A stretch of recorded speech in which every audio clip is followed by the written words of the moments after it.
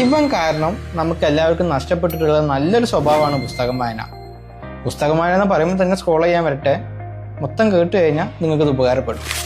പുസ്തകങ്ങളിൽ നിന്ന് മൊബൈൽ ഫോണിലേക്കുള്ള ഈ ട്രാൻസ്ഫോർമേഷനിൽ നമുക്ക് വന്ന ഏറ്റവും വലിയ ബുദ്ധിമുട്ടുകളും നഷ്ടങ്ങളും എന്താണെന്ന് നിങ്ങൾക്ക് അറിയാമോ? പറഞ്ഞു തരാം. It's me doctor Rashid. ഇപ്പം മണിക്കൂറോളം നമുക്ക് വേണമെങ്കിൽ ഫോണിൽ കളിച്ചിരിക്കാൻ പറ്റും, പക്ഷെ ഒരു 10 മിനിറ്റ് വായിക്കാൻ പറഞ്ഞു കഴിഞ്ഞാൽ നമുക്കത് പറ്റുന്നുണ്ടാവില്ല. കാരണം എന്താ?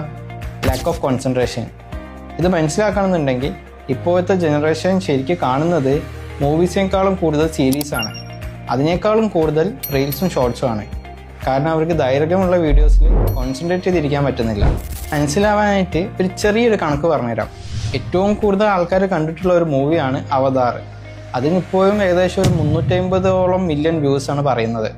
പക്ഷേ യൂട്യൂബിലുള്ള ഏറ്റവും വ്യൂസ് ഉള്ള ഒരു വീഡിയോസിന് വരുന്നത് 4.6 ബില്യൺ ആണ്. അതായത് ഇതിൻ്റെ 10 ഇരട്ടി വരുന്നുണ്ട്. മൊബൈൽ ഫോണുകളുടെ ഉപയോഗം ഇനിയെങ്കിലും നമ്മൾ കുറച്ചിട്ടില്ല എന്നുണ്ടെങ്കിൽ നമ്മുടെ കോൺസെൻട്രേഷൻ, ഫോക്കസ്, മെമ്മറി, സ്ലീപ്പ് ഇതെല്ലാം കുറയും. അതേപോലെ തന്നെ നമ്മുടെ കണ്ണിനും തലയ്ക്കെല്ലാം സ്ട്രെയിൻ കൂടുകയും ആങ്സൈറ്റിയും ഇതെല്ലാം കൂടാൻ കാരണമാകുന്നു. ഇതിനെല്ലാം പുറമെ നാട്ടുകാരുമായിട്ടുള്ള ഒരു ഇൻട്രാക്ഷൻ, നമ്മുടെ വീട്ടുകാരുമായിട്ടുള്ള ഒരു ഇൻട്രാക്ഷൻ ഇതെല്ലാം നഷ്ടപ്പെടും.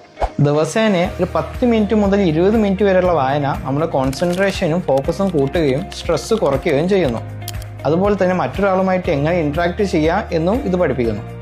ഇന്ന് ജൂൺ 19 ലോക വായനാ ദിനം. ഇന്ന് മാത്രം വായിക്കുക എന്നല്ല, ഇന്നു മുതൽ വായന ഒരു ശീലമാക്കി മാറ്റുക.